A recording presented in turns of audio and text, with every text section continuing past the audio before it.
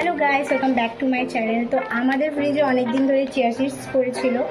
তো এটা আমরা কিনেছিলাম হচ্ছে 1/4/2025, আর এটা লাস্ট ডেট হচ্ছে 28/9/2025। তো এটাকে ফেলে রাখলে তো চলবে না। তো চলো এখন আমরা এটাকে গুলাবো একটুখানি। আমি কিন্তু জীবনে চিয়া সিডস খাইনি, ফার্স্ট টাইম খাচ্ছি। তো এই যে আমার চিয়া সিডস আমি নিলাম, কেন যেহেতু আমিই খাবো, হয়তো আমার দিদি নাও খেতে পারে, কারণ ওর একটুখানি যদি না ভালো লাগে এগুলোকে ফেলে দেবে। তো তাই জন্য আমি আমার জন্যই গোলাচ্ছি আপাতত। আসলে এটা আমি একজনকে দেখেছি, আমার একটা বন্ধু বললো যে এটা নাকি খাওয়া খুব ভালো, আর এটা আমি জানি খুব ভালো খাওয়া। তো আমি তাই জন্য এটাকে গোলালাম, বেশি গোলালাম না, যদি ভালো না হয় তাহলে তো আর খেতে পারবো না। আপাতত এইটুখানি থাক।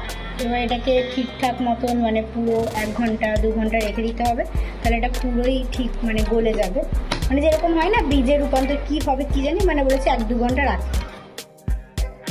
তো এখন আমি এটার ভিতরে জল দিয়েছি। তো এবার দিয়ে দেবো হচ্ছে গন্ধরাজ লেবু। পাতি লেবু নেই যেহেতু আমাদের বাড়িতে, তো আর কিছু করার নেই, এটাই দিতে হবে।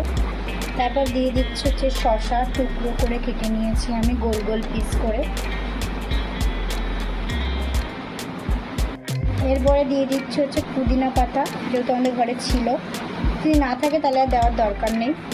তো এবার এটাকে রেখে দেবো। আর আমি চুলে তেল দিয়েছিলাম। এটা যে আমি কী করে শেষ করবো আমি তো সেটাই বুঝতে পারছি না।